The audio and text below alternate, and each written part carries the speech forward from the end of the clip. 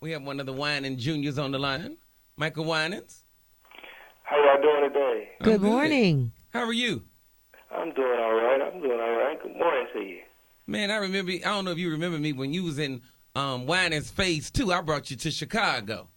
Hey, man, I do remember that, brother. Wow. I remember the whole thing. That was a long time ago. Yeah, a real long time ago. Don't even give the year. It's been way too long. That's before you had a mustache. So listen, we've heard some things in the news, and we wanted to talk to you. Obviously, you've had some legal issues, correct? Yeah, that's correct. Yes, sir. So what did you get charged with? I was actually charged with wire fraud and sentenced in February to nearly 14 years in federal prison. Wow. Oh, So gosh, Michael. when are you scheduled to turn yourself in? Actually, this morning, you guys are probably the last people that I'll talk to when it comes to any radio interviews. So I'm actually en route to the facility now. And it's just been a tough situation, man. The whole thing has just been extremely tough. There have been so many rumors and lies reported as fact in the case, and really the court of public opinion, I believe, swayed the regular courts.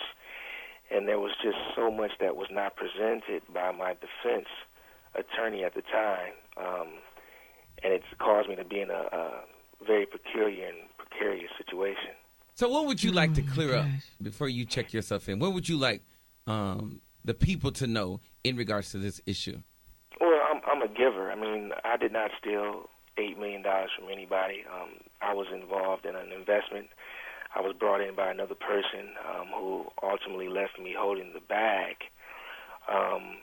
He brought me to the investment, encouraged me to let friends and family know about it. And when I did, people were making money. Everyone was happy. People sending flowers to my office, the whole 9 yards.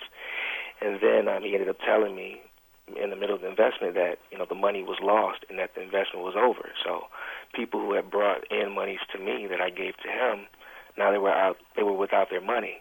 And so I'm a music producer by trade. That's what I do. I'm not an investor. Mm-hmm. So I went in my own pocket, started paying people back. I paid back more than 75% of the money that even came to me. And the reason why it's not 100% is because there was money that was lost on behalf of Tim Hunt, the originator of this crude oil investment. Well, the issue is he passed away in 2011, and so he was never charged. Wow. And obviously not convicted because you can't convict He's a dead deceased. man. And so, you have my name, and it became this salacious, sensationalized story. And on top of that, I was advised not to even talk by my attorney, and I wasn't even afforded to present the evidence, bank records, cancel checks, the things that would exonerate me from the situation. They weren't even presented in my case. So while you're locked up, do you plan on doing an appeal? Oh, yeah, I'm in the appeal process right now. I have a new defense team that's exploring all my options, and my goal is to be able to get a resentencing based on the amount of loss that I'm responsible for. Because I'm a person of integrity, and even though I didn't create this investment, I just feel it's necessary to take care of people who were legitimately victims. I mean, I was a victim as well. I lost everything. I mean, I had to exhaust everything that was coming in from a publishing standpoint, from my music business, but I still want to pay those people back that are really owed. The issue is there's so many erroneous and fictitious claims that have come in on top of the real claims. Right.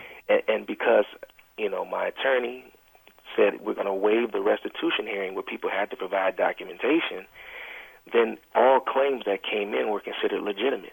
So I ended up getting this ridiculous restitution amount of nearly $5 million.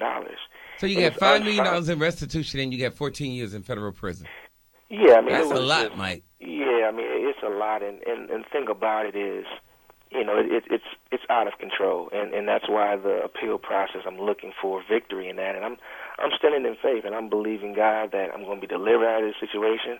That's why I'm not walking around with slumped shoulders. That's why I'm not crying. You're doing good, bro. You really are. I mean, to be talking to us on your way. Let me tell you something, Michael. That is really something. I'm amazed at your strength, because, bro, if it was me on my way, I wouldn't be having this kind of conversation.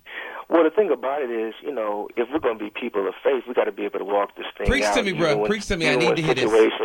Even when situations are not the most ideal. And see, I'm talking to you right now, which is even affording me a platform to be able to let people know, look, I'm going through persecution, but I know that God's going to deliver me out of this. So, I'm not trying to make my situation bigger than anyone else's, but if I can get through this type of sentence and this type of, ridicule, we can get through anything in life. How is your family doing? Your dad, of course, is Michael Sr.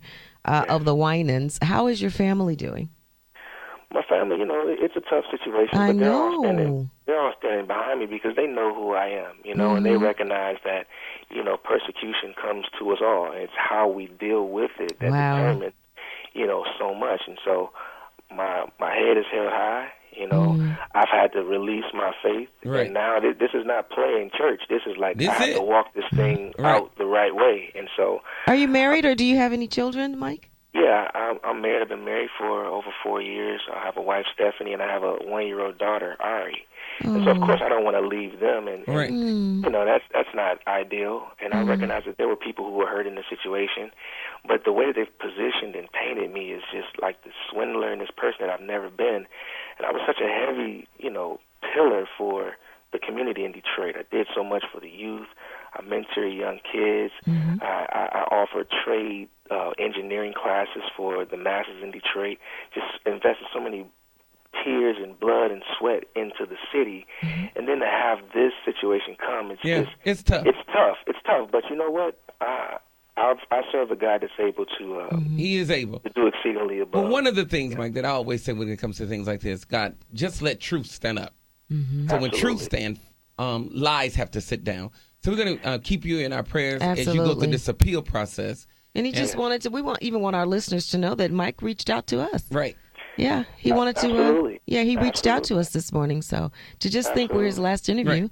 So, bro, we're praying with you, and now you have the city of Chicago praying with you that only truth will stand. Absolutely. And if you guys could, if I could say this, if everyone could just go to MikeWinans.com, MikeWinans.com. There are several ways that people can be of assistance to me in this appeal process. So I'm very appreciative that you guys allowed me to come on. I'm about to go ahead and get out of here so I can report on time and not get into any more trouble. Okay. All right, buddy. Thank you so much for calling, and we definitely going to keep you in our prayers. Thank you so much, guys. All right. Praying for your family, too. 1390. Michael Winans Jr.